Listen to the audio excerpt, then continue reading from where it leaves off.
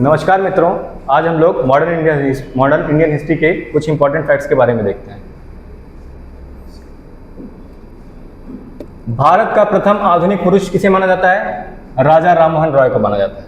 ठीक है, राजा राममोहन रॉय द्वारा स्थापित प्रथम संस्था कौन सी थी? आत्मीय सभा, और इन्होंने इसे 1815 में स्थापित किया था। राजा राममोहन रॉय द्वारा ब्रह्म समाज की स्थापना कब की गई थी? 1828 ईस्वी में कोलकाता में की गई थी। राजा राममोहन रॉय को राजा की उपाधि किसने दी थी? अकबर द्वितीय ने दी थी। नेक्स्ट, राजा राममोहन रॉय की समाधि कहां पर है? तो हम लोग जानते हैं ये ब्रिस्टल इंग्लैंड में है। फिर भारतीय ब्रह्म समाज के संस्थापक कौन थे? केशव चंद्र सेन ने 1866 में इस संस्था को बनाया था, जब वो ब्रह्म समाज से अलग होकर इन्होंने इस संस्था का निर्माण किया था। ब्रह्म समाज का सिद्धांत आधारित है, तो इसे मोनोथिज्म या फिर एक देववाद या एक ईश्वरवाद भी कहा जाता है। ठीक है, बाल विवाह, सती प्रथा, पाश्चात्य शिक्षा तथा मूर्ति पूजा में से वह जिसका विरोध राजा राममोहन रॉय ने नहीं किया था, तो किसका विरोध नहीं किया था? पाश्चात्य शिक्षा का विरोध नहीं किया था, बाकी सबका विरोध किया था इन्होंने। दिग्दर्शन, समाचार चंद्रिका, संवाद कौमुदी तथा बंगाल गजट, इसमें से वह कौन सा मैगजीन है जिसने धार्मिक सामाजिक विचारों के विरोध में, राजा राममोहन रॉय के धार्मिक और सामाजिक विचारों के विरोध में प्रारंभ किया था, प्रकाशन प्रारंभ किया था? तो इसमें से कौन है वो? समाचार चंद्रिका है। 19वीं शताब्दी में के उत्तरार्ध में नव हिंदूवाद के सर्वश्रेष्ठ प्रतिनिधि कौन है? हमारे फेमस स्वामी विवेकानंद जी हैं। ठीक है, विवेकानंद ने शिकागो में आयोजित पार्लियामेंट ऑफ, ये वर्ल्ड है, वर्ल्ड नहीं है, वर्ल्ड रिलीजन में भाग लिया था। कब? 1893 में।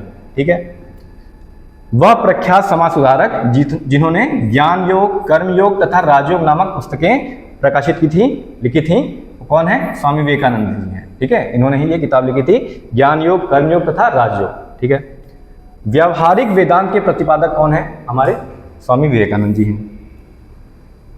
रामकृष्ण मिशन की स्थापना की थी किसने? स्वामी विवेकानंद जी की थी। कब की थी? 1897 में की थी।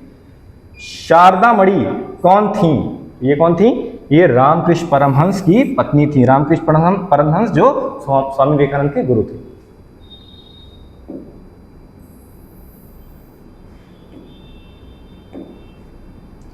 ईश्वर के बारे में सोचने के लिए मेरे पास वक्त नहीं है, क्योंकि अभी इस धरती पर बहुत काम किया जाना है। यह कथन किन्होंने कहा था? यह कथन स्वामी ईश्वर चंद्र विद्यासागर ने कहा था।